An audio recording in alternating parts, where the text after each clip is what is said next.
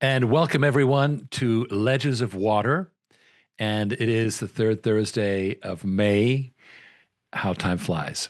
So, Water on Demand, we call it the world's new water network because how? Well, you know about the network effect. Remember how the network effect, every node on a network increases the value of the network exponentially.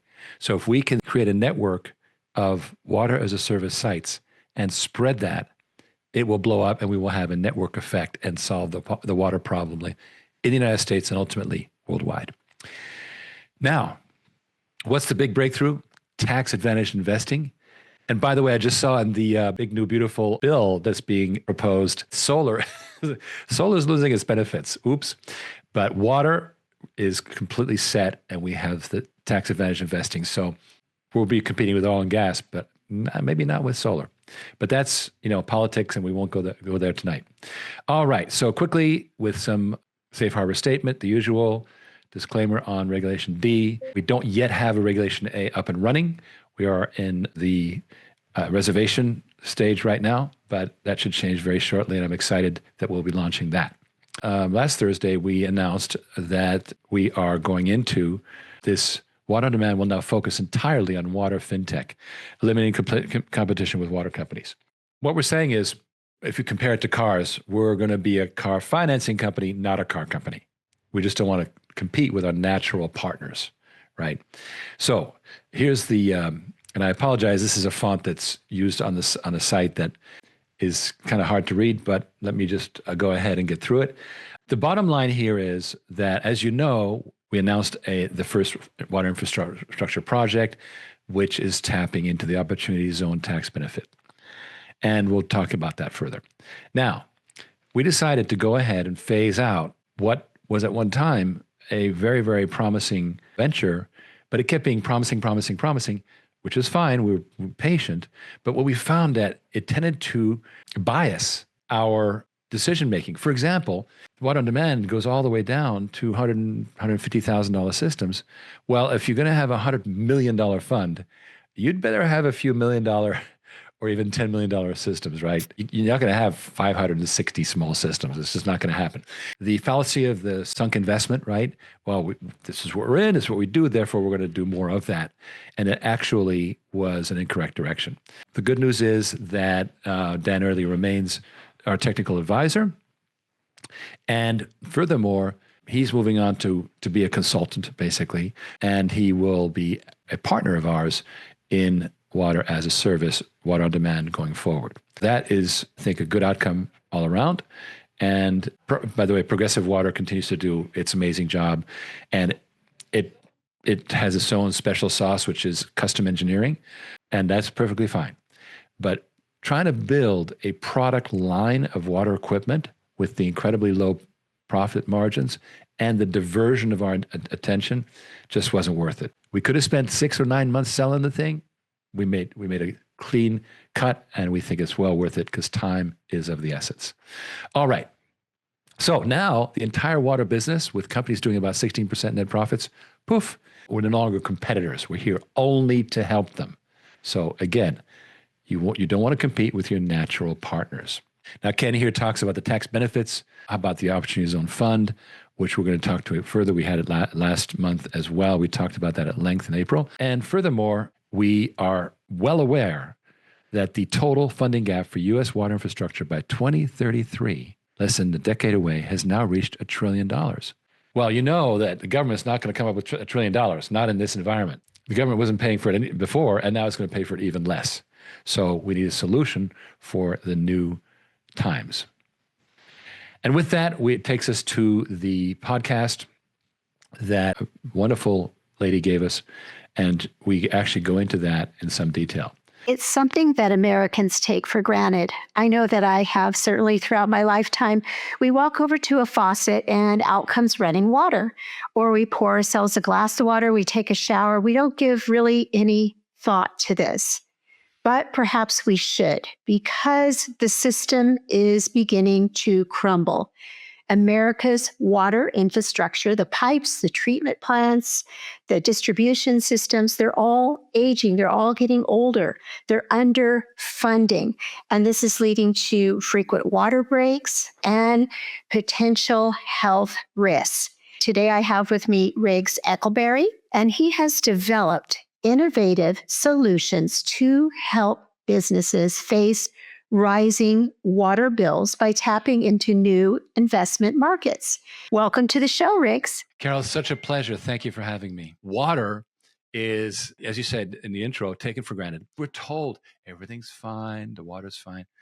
But, it has been coming out. All kinds of things have been coming out in the wash, including this big problem with plastics, right? Forever chemicals. Now I can't even drink coffee from a paper cup because it's got plastic in it. It's like, oh, Lord. It's all of a sudden we're finding out, it's kind of like when you pull up a rock and all kinds of bugs, put it back down. Never mind, no rock, no bugs.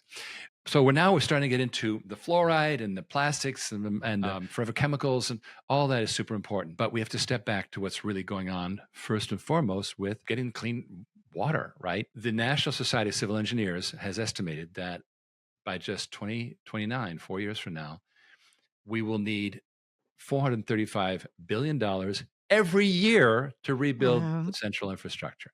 Now, I don't know if you've noticed, but there's a new force in town in Washington, and they're not going to spend $430 billion on anything. No. Right?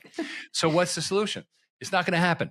So we're just going to let it all return to the terrible state that India is in, where people die in sewage gas explosions and all that. No, we need to maintain our high standards. The basic flaw with water infrastructure in this country is centralization. The idea that everybody can send their stuff to the central resource, and that's very efficient. That was the same idea behind mainframes. Mainframes will handle everything. We just, talk to the mainframe. What happens is it's efficient for the mainframe. It's not efficient for the people. I'm old enough to remember having to sign my name in to queue up for mainframe time. That these days, no, the computers wait for us, right?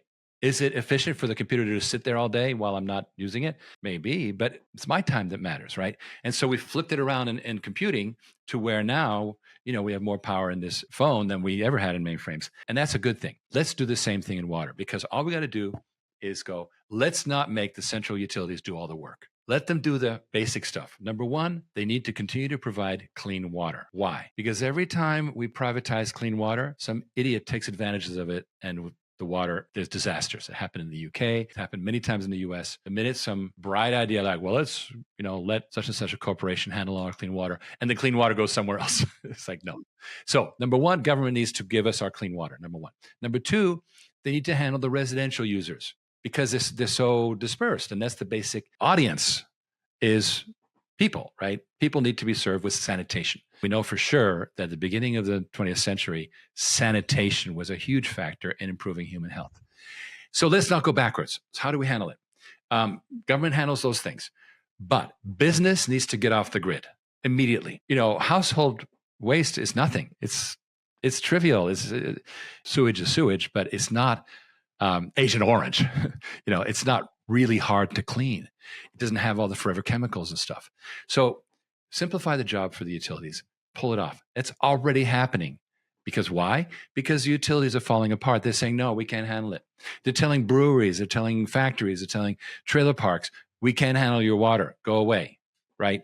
So it's happening all over the country. We've been building our business on a very simple premise, which is treat on-site, meaning full decentralization of water treatment. So who is adopting this? Well, for example, there's a huge real estate boom north of Dallas, from Dallas to the Oklahoma border. They're not building sewage plants. So people are putting up housing developments as fast as they can. Right now, we're in talks with a national home manufacturer who plans to build in automatically. They build a new development. They don't even bother hooking up to sewage. It's all self-contained. So self-contained sewage treatment is where it's at. And what's great about it, our technology is it's no muss, no fuss. You drop it in place. You don't need a water expert. It's fully supported. And we even help with the capital needs. What's innovative about us is that we are funded not from big venture capital firms, but from the everyday investor who can come in and get a piece of this new asset. Water is the new gold, as they say. This is a very, very interesting business to invest in. The company we created, Water on Demand, is rocking. What we're doing is ramping up capitalization. And again, we're doing it with crowdfunding. We're doing it with regular investors, with accredited investors, high net worth investors, everybody. We're one of the few places that people can invest in this new decentralized water game. So interesting what you said, the comparison to gold. Can we unpack that a little bit further? What you meant by it being the new gold? Well, water is not considered a commodity. Why? Because it has no stable price, right? Pig's bellies are a commodity because you know the price. So, but water is, it goes all over the place. San Diego, that desal plant, the water costs $1,500 an acre foot. Whereas up north, people getting water from the Colorado are paying $25 an acre foot just because they have different water rights, right? It's all over the place. But if business is treating their own water under contract that's being done and they're paying by the gallon, then we have a per gallon price established. And that's the beginning of a market. So we're turning water into a monetizable commodity, meaning it's being standardly treated by standard processes and being financed in certain ways. And it's turning it into, okay, regardless of the original price of the water, here's what it costs to clean it and recycle it. And that it will eventually turn water into a tradable commodity, which is why it becomes the new gold. I was thinking about it. New Mexico is very dry, or a good portion of it is. And Yes. Water is always talk here. We always are looking at conserving it any way we can. Now, what companies are on board with this? Is it primarily agriculture? You mentioned breweries. Who else? Anybody has a hard time getting to sewage. So you have mobile home parks, RV campgrounds. We relocated a car dealership in Pennsylvania to a place where the land was super cheap, but there was no sewage. Boom. We put in place what's called a black water recirculation system. Boom. And they were able to go to the cheap land. A lot of housing developments are happening really fast. There's a lot of uptake in housing developments because there's a move towards rural in general. People more and more moving away from the city. But these rural water systems are like, oh my God, they're overwhelmed. And you're seeing that in New Mexico, clearly. Santa Fe, for example, is seen a huge rush over the last 20, 30 years, right? What do? Well, you just have the package system along with it. And so that's really what's going on is anybody it's happening at every level. When AT&T broke up, what came after it was much larger than AT&T was because you had the internet, you had MCI, you had this, it just blew it up. Same thing's happening in water. Water is a $1 trillion industry, but it's many multiples that once you export it to individual places. And so we think it's going to go easily 10x. I lived in Massachusetts for a period of time. My husband's originally from there, and we had moved back for him to take a job. This is several years ago. But I didn't realize till I was living there how many people are not hooked up to the city sewage system until we were living outside of the city in one of the towns along the coast. Massachusetts is interesting because it's not really what you think of as rural, but you get out in these towns and a lot of them aren't hooked up to the city. Very true. I went to school in North Andover, so I know a little bit about Massachusetts. But the fact is that there's something like 24 million septic tanks out there. These houses that you're talking about are on septic systems with a drain field, right? And that works fine, but there's two problems with it. Number one, you has to have a certain size lot. And so FHA loans will not be issued if there's not enough room for that drain field, for example, number one. Number two, a percentage of those septic tanks fail. And just like when your gut fails and all of a sudden it's a mess, same thing happens. You have untreated sewage going into the groundwater, creating bacterial and viral infections, and it's a large source of problems. So in general, municipalities and counties are trying to get rid of septic tanks, and this replaces it. I'll give an example. In Miami-Dade County, there's over 100,000 of these septic tanks. but they're all over the place, right? They're like, okay, we're going to build sewage lines to everybody. It'll cost $6 billion. No, it won't. First of all, it'll take 20 years. Secondly, it'll cost you $20 billion. And meanwhile, it's a mess and all the streets are torn up and so forth. Why not just have a self-treatment system in every one of those? Replace the septic tank with one of those black water systems, and the truck comes around once a year to pump out the sludge tank, and that's the end of that. That's the new thinking. Cities are not yet thinking that way, but it's coming. That's the new trend. So yes, there's a lot more of this happening, but we work with the housing developments because you'll see, 100 homes, 200 homes, instead of each of them having their own system, it's one central one. And that's what we do, right? Because it's more manageable for us. We don't deal at the single home level because it's just different capitalization completely. That sounds great, Riggs. Thank you so much. Thank you. Absolutely. And to our listeners, wherever you are in the world, we wish you every blessing. Bye for now.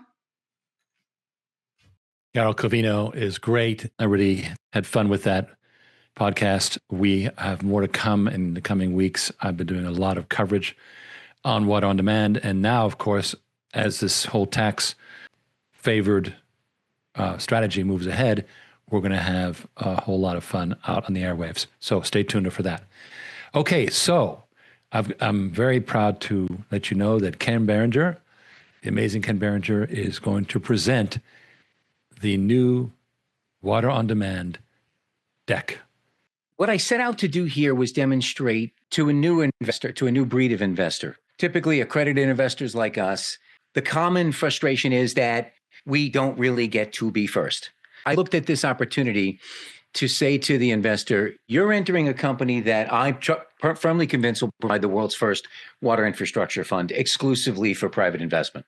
That the fund's success does in fact create that new asset class I've been talking about forever, except it's now inside of a tax shelter. This asset class, the way we've set it up right now, Riggs and I and AJ and so, it looks to vastly outperform existing tax advantaged instruments, okay? If this is done correctly, because it's so much superior, it could be the premier asset class of the coming decade. This morning, I heard that we are at 124% of GDP on debt. If we hit 180%, we're Venezuela, right? The only way to fix it, if you ask all your popular AIs right now how to fix that, right? And they will all answer the same thing. Massive reshoring of manufacturing, massive amounts of exporting, and then reducing debt. So bringing business home is where it's at, okay? So water really never has been in higher demand. So ask yourself this question. What could investors make as a class over a 10-year term if they owned the paper, right? If they essentially were inside the asset of a $500 billion worth of equipment financing? Okay, and that's a big number. Ask what they'd make in addition if they own the maintenance and operations contract on the same $1 trillion worth of equipment, okay? The most exciting part, I think, about this is usually to have a transformative wealth creation event, you have to anticipate a market that doesn't exist yet and enter it before and hope it actually arrives. That's not the case here alone. There's already $1 trillion of construction-ready infrastructure projects stalled indefinitely due to no funding, okay? Financing that alone has a life-altering wealth creation opportunity. Now, if you add the $5 trillion of new investment that's been pledged through a lot of Trump's negotiations, that opportunity multiplies. Now, if you consider AI, nuclear, the power required for all of that, all of this is going to require absolutely massive amounts of water. Water infrastructure will be front and center in the coming decade, for sure. The struggle that we have had through all these years is the fact that water has never really, it's never had an access to VC funding, right? So right now there's tens of thousands of American water infrastructure systems manufacturers. They have the combined technical brilliance and manufacturing capacity to meet that $1 trillion need. What they've always lacked is capital. Okay, so these are small to mid-sized manufacturers, very much like the two companies that are in our, under our umbrella. They've always had to need to go to the bank or get an SBA loan. They've never had access to venture capital. Why? VC money always looks for tax advantage instruments, right? It just didn't exist in the private water space. We changed all that. This is the point where I say, look, at the end of April, Water on Demand signed a contract with EZOZ to place the first of what we intend to be many $100 million funds, focusing exclusively on the rapid capitalization and execution of water treatment system manufacturers, small, mid-sized businesses. Now, this is where most of the innovation happens, but none of the finance has ever been available. The reason that this is so important is water has always been relegated to municipal bonds. You know what I mean? It's not exactly a dynamic wealth creation opportunity. Now it can be inside the place where people go to really build generational wealth. What we believe we've created here is the world's first fintech for private infrastructure. What we're doing, we're standing in the middle and we're connecting private infrastructure on one side, $1 trillion worth of unfunded jobs. And it just so happens this $1 trillion of capital gains that are sitting out there right now that have 180 days to make a connection to a tax shelter. Okay, so I think because this is a nascent field, it's probably the most uncrowded asset class investors will find out there. I believe this is going to work in a way that most of the viewers here tonight recognize. Simply put, tax sheltered money enters the fund.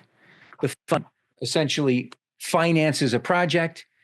That project is constructed. There's an operations and maintenance contract attached to it. And what happens is Water on Demand, who lives inside the OZ zone, right? We own the assets, we own the contract, but we pass on the tax-free income and the depreciation to the fund investor. That is the definition of an asset class. So it's no different from any real estate or oil and gas project that you're into right now, except that we have better returns. And there's another feature out there that some of you may or may not be attracted to, but certainly institutional money is. By virtue of everything we do, everything we touch makes it cleaner and greener. So this is the essence of an impact investment. Okay, so talking about the superiority, at the end of the day, generational money only wants to know what's my tax break and how much money can I make, and can I lose money, right? So I believe that this can end up being significantly superior to existing asset classes. Okay, real estate. The best, prime A properties are 5.8%. Solar is 10.15. Riggs just made a comment that solar is not doing so well. And then, of course, oil and gas. If that's appealing to you, think about water as an asset class yielding 20.3% annual returns with leverage. Now, this is with leverage. We're going to have some debt attached to it, but I don't think that the investors that come into it mind that. I think that they want the greater return. So very, very exciting opportunity. Now, what I talk about now is, tell you a little bit about the company behind all of this. So created in 2021, the idea was to start building water on demand, to build world-class systems. And then we were going to accelerate those sales, of course, through finance. The idea was to dominate kind of a sliver of the market that Riggs described earlier, 150,000, 300,000, that sort of thing, right? The idea that private investment capital is what was desperately needed to accelerate that area, which is very notoriously slow growth, low margin, but it's vitally needed.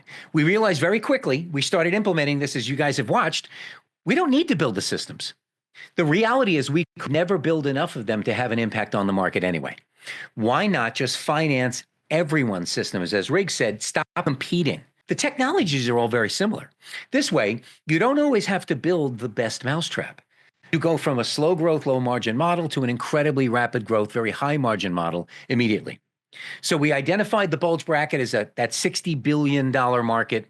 It's made up of millions, if not tens of millions, of smaller businesses. And we decided to provide the one thing they can't get, which is provide private capital, incentivized capital. Okay. The only way to make true change is to provide the funding for all the systems so they can get out there. The result is a company, the first of its kind, that's expert in the space, right? We understand the space because we lived it. And now we do the one thing that solves the problem on a global scale, which is connecting tax-advantaged investors to rapidly accelerate a vitally needed infrastructure. Okay. Infrastructure that, by the way, is the cornerstone of all this production capability increase we talk about in the next couple of years. So I asked the question earlier, what would it be like as an investor to own the paper on $500 billion worth of industrial equipment financing? Then I asked about the operations and maintenance, right? Here's where this starts to really get exciting. You're investing directly in the company as a sponsor. You're going to receive a percentage of the income in the fund and a very rich stock grant, which I get into a little bit in this presentation and then more in a one-on-one, okay? But tax-advantaged investments in water can be very hot space. I think that we've demonstrated that we have better returns, and because it's green, will attract a lot of that tax-advantaged money. So let me go to money will enter through the fund. They'll receive tax-free income and depreciation. Owners of the fund or sponsors of the fund share in those in that income for the life of the fund. So here's how the structure works. There's two ways to enter the fund. Basically as a limited partner or as a general partner. Okay, as a limited partner, you're getting the tax advantages, you're getting the profit share, you're getting the asset depreciation, you're getting the capital gains, and you're getting the depreciation without recapture. As a general partner, normally what happens is Water on Demand would simply own it and share in the profits on the fund. Okay, what we're doing is a little bit different here. What you're essentially doing here is we intend to have multiple funds in place. So what we're doing is we're taking the first fund, which is basically a pro rata piece of the fund. It's $20 million, and we're opening it to individual investors to enter as accredited players at a multiplied rate. So for every dollar you invest in the sponsorship, there's an opportunity to earn as if you were investing $2, $3, even $4 under the right circumstances. Okay, so here's how the structure of that works. So if you see here, between 0 and 149, you get 100% sponsorship bonus. So that's 200% of what the sponsorship would be, and then 100% stock bonus, right? And then of course it climbs to 125. So this is the equivalent of 250, 300, and even 400%, depending upon the size of the investment. They're tiered for to encourage real investment. So I'm not going to talk about the stock for a minute. The stock has unlimited potential. If Water on Demand can control a big chunk of a few $100 million of equipment, we can, you can name the price on the stock, but just entering in this specific offering, the way it's set up right now, it's so leveraged that just $100,000 investment will give you income that'll exceed, it's actually $526,500. We'll say at $500,000 over the life of the fund until it's retired 10 years from now. And of course, the stock, which is again given to you for free with a zero cost basis, really has an unlimited upside potential. If being ahead of institutional money or VC money is something you haven't had an opportunity to do before, if kind of being early in something that isn't some wild-eyed idea, or trying to invest early before an existing market even exists, then let's talk. And that's it. Okay, thank you, Ken. That was really, really cool. All right, so I wanted to cover more details about how the Water on Demand Opportunity Zone Fund works. So first of all, what are opportunity zones? Well, they were created in 2017, 2018. There's 8,764 of these throughout the United States. All these little green blotches are places where there is an OZ. Essentially, they are census tracts which need help. Strangely enough, of course, the 7 years that have come and gone since then, many of them have become prosperous. But here's what's cool. Water on Demand is already headquartered in an opportunity zone right here in Clearwater. Downtown Clearwater is an opportunity zone, which is super cool. So we don't have to change anything, and this is why it's so, so important. Let me walk you through the process. So we have Water on Demand sitting in an opportunity zone, and to the right you see the market, the water user market, the commercial water user market. And now we go ahead and we create both a Water on Demand fund and the sponsorship. So basically we are the general partner of this fund, and it's called a sponsorship, same thing, general partner, and we administer or we manage that fund. Okay, now let's step forward here. Now this is the stage where we're currently at. This is what Ken was talking about, which was the investing in the sponsorship for what's called carried interest. Now, for years I've heard about how carried interest is such a scandal because the Wall Street fund guys and gals are always making, they're only being taxed at long-term capital gains rates for what is essentially income. Well, guess what? you get to be one of those Wall Streeters and invest right there in that sponsorship, which gives you not only a percentage of the revenue, 20% of the revenue of the whole fund, but in addition, the same 20%, your share of the 20% of the liquidation of the fund as it nears its end. So that's how that works, and we won't get into that further. Then, of course, is the process of bringing in limited partners for the fund itself. And this is not so much the everyday investor. This is more institutional. To raise $100 million, you have to go to PE funds, banks, people like business brokers who have customers who have been experiencing a capital gain, right? You want to go to people who've had large capital gains. Also, people are rolling over their investments from a previous one, and they have 180 days to do that. Okay, now let's get into the next stage, which is services. Water on Demand is the general partner in the fund, but it also delivers services for which it charges a fee, of course. And the first one it does is to go find partners in the market, the water industry market, which we already have. We know those partners. We deal with them every day. Through a partner, we go ahead and we acquire a customer. Now, the contract is owned by Water on Demand. It's very important that that contract is over here. That's why it's branded Water on Demand. So that customer now has a contract, and that's our contract origination function. Next up is the contract award. We recommend to the fund that, let's say, $500,000 be allocated for this customer contract, and that award goes to the selected designer builder, that is water equipment companies all over the US. Of course, that designer builder builds the system, delivers it, commissions it, and now you have a water management project. I say management because it's not just water treatment, it's also water conveyance, as we call it, transit, like pipelines and lift stations and so forth, right? Same as in oil and gas. A huge amount of oil and gas deals are pipeline deals, actually. Next up, we have contract management. Now, what that is we have typically a 20-year contract with the customer. So Water on Demand's job is to make sure that whoever is contracted to do the operation and maintenance does not fail to do their job for those 20 years. Very important, right? And if that contractor fails, to replace the contractor. So there's a contract management function, which is a very important trustee function for the fund, right? Now, here's what's interesting. The Opportuntiy Zone Fund life is only 10 years. So what happens is you've got a 20-year contract for these customers. Well, of course, at 20 years, they're not going to stop. They're going to renew. They're not going to stop having water treatment. So they'll go to 40, 60 years. Those contracts are sold by this Opportuntiy Zone Fund to the next fund. So there's a liquidity event at the end of the 10 years for the limited partners and the general partner, and of course the limited partners in the sponsorship, for the sale of these live contracts to the next generation of funds. That's kind of how it rolls over. Because look, it's hard to wait for 20, 30 years for your money. But 10 years is doable. So this is how we get people in and out of a major investment and monetize it at the end of the 10 years.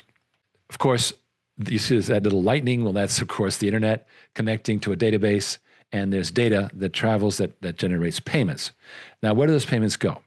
To services, which pay for these water demand services, and of course, to the fund as fund revenue. And that is the end of it, which brings us to our freewheeling discussion. And I'd love to have you guys' opinion of this little flowchart. I think it's super helpful, because one of the biggest questions that we always have to solve for is not just, okay, well, this sounds good as a method, but how does it work, right? How do I actually play into this in any of these types of movements, right? At a company level, like this is not a little thing. This is a big deal. Having this vehicle, being able to play in this space is a big deal. And it's important for people to understand that this was not a decision that was made lightly. This is something we're absolutely excited about, because it really unleashes the potential of what Water on Demand was always meant to be.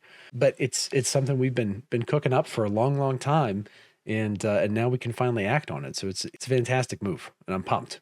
James, you'll be managing a lot of this. So what's your take? But just this morning, I had someone come to me and say, so you could fund something for me if I want to build it, and is this the model you're going? You do the financing? And I was like, well, it's a lot of stuff I'm still getting my head around, but yes, I'm the funding guy, but I think there's a few more parts to it, and well, that's exactly what you just presented. And then I got a call from somebody yesterday in the mining world who wants to talk to me tomorrow and is looking for funding on their projects in the cleaning space. And I'm like, okay, well, let's talk about it. And a lot of that is specifically since we started talking about these opportunity zones and the fund. And these are people with projects that are stalled and are looking for funding. Clearly, there's a market over there. Whether it fits into our space or not, that's what we've got to find out. And We've heard stories anecdotally where some of our people just said, "Hey, if I had, if I had we were coming kind of close to the end of the SPAC, and we were going to have all this money. Hey, listen, if I have access to capital to fund, and this was a company doing a few $1 million a year, and they were throwing like $20 million worth of potential business at them like that. It's the old story Riggs says, where he wanted to become a director, and they were like, "Well, you can't be a director." He goes, "But I bring the money." They go, "Then you can do it if you want," right? It's in Hollywood, right? I think you wanted to be a producer. You wanted to be a producer or a director? What was it? No, it was frankly, it was any role. I think it was producer at the time. And right. The fact is, you bring the money to a project. What do you name? You can do whatever you want. Well, that's exactly right. Yeah. I want to be a producer. You can't be a producer, but I have money. Have a seat. Yeah. Right. It's just very interesting that in the last 24 hours, I have people saying, can we talk to you? Both of them are based on these conversations, different ways that they know about these conversations. But Yep. So yeah. I mean, I'm like, let's hash out some details first. But yes, let's talk. Yes, we're going to find that we have a tremendous, already we know, because when we peeped open the door, just like one of those Prohibition era little holes in the wall, and we were overwhelmed with demand for it. So we know that there is demand for this product. Right, and once you organize and you are over the target, right, and you've got it's all systematized at that point. I mean, it could just be. We know already that there's about a $60 billion market of people that are looking for systems. What most people don't realize is that in the entirety of the space, right, in the entirety of the water space, there's massive amounts of jobs that are already penned, that have already ready to go, that are just stuck. And if anybody's curious, if you go look, I hate to use the word shovel-ready jobs, but they are literally they're really shovel-ready. I mean, I was doing a bunch of interesting research in one of the things that I came across, and any of you guys want to have a fun little thing, do a quick Google search of the American Society of Civil Engineers infrastructure map, and they will show you state by state by state what it looks like and how much work is really there. And so, I just took a gander at Texas, right? Progressive Waters in Texas, why not take a peek at Texas? Over $2 billion. $2 billion worth of jobs that are just ready. They're just stuck. That's nationwide, just Texas. It's $999 billion.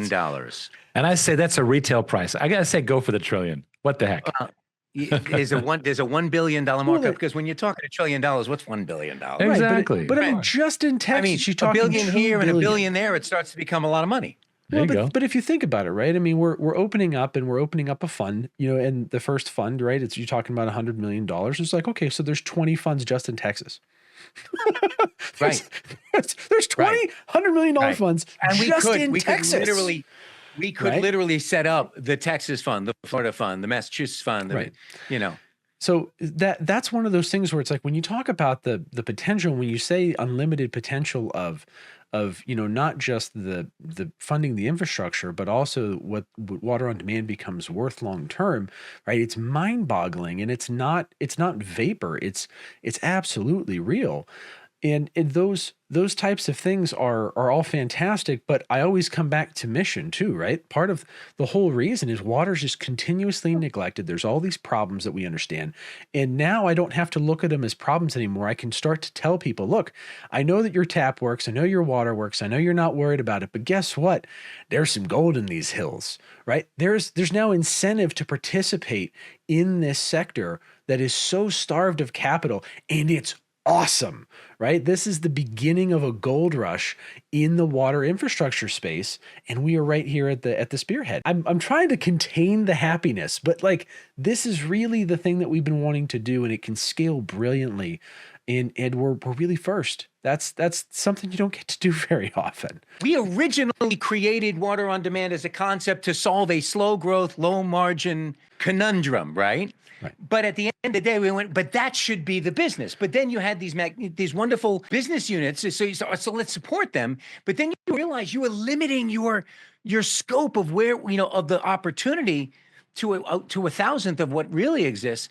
So when we became agnostic, you want to watch Mercedes and BMW beat each other up to who gets to sell the car. I just want to lend you the money. I don't care whose car you buy. That's really where the power is. But the fact that these are going to be held as assets by Water on Demand due to the magic of an OZ fund, hypothetical. What is a company that's managing $500 million worth of assets? That's 5 funds. 5 funds, not a lot. $500 million worth of assets, and is doing all of the transactions. Riggs described the trend, but there's 2% per year per. That's for the dollar. fund management. Yep. Right. So if it's $1 billion, worth of capital, it's $20 million a year in revenue. And then you have all of the service charges, right? The servicing. So you have a mortgage holder, then you have a mortgage servicer. Your mortgage servicer is making plenty of money just collecting your payments, right? So you're probably talking another $10, $20 million a year. What is a company that makes $20? What's your cost of sales? Nothing. What's your cost of materials? Nothing. What's your cost of manpower? Very little, right? But you have $500 billion of assets, and you're making $20 million a year. And what's your ROI on that? So what does a company like that, how does a Wall Street analyst treat that company when it finally emerges to the market? And that's why I don't talk about the stock, because if I talk about real numbers, it sounds unrealistic. So I just say, look, let's focus on just making great money in the fund, and everything else is gravy. Yes. And to build on what you were just saying, Ken, one thing about our timeline is that we've gotten to really, really know the water industry. I mean, not only did we acquire a company that we still have, Progressive Water, but then we built one with a whole new technology. And that gave us the deep knowledge, and then working on developing this water as a service so that it would work. Remember that our peer companies, the companies that are in the same space as us, they only handle their own deals. They got a PE fund behind them, and they finance their own deals. That's it, right? Now, and in that little universe, they're doing great. In that limited microcosm of a universe, they're doing great. Right. So, now, what about the rest of America, right? What I'm saying. So we have the full panorama. We're going to take as fast as the money comes into the fund, we will place it, and we have the only unlimited expansion water as a service company on the market today. And that's amazing. All right. Well, with that, I think I'm going to wrap it up. If this is, you already know how to get a hold of Ken, but here's the information. Talk to Ken, because this is super exciting. Everything that we've done to date has paid off. We are fully informed. We know how things work, and we have a team. I'm very appreciative of every one of the team, the newest being James, and he's tackling some big ones. So I really appreciate that. So thank you all for what you're doing, and thank you to our investors who are watching. I know that you care deeply about the company. We're happy to answer. Just send an email to Devin. You know how to get to him, and he will be happy to talk to you further.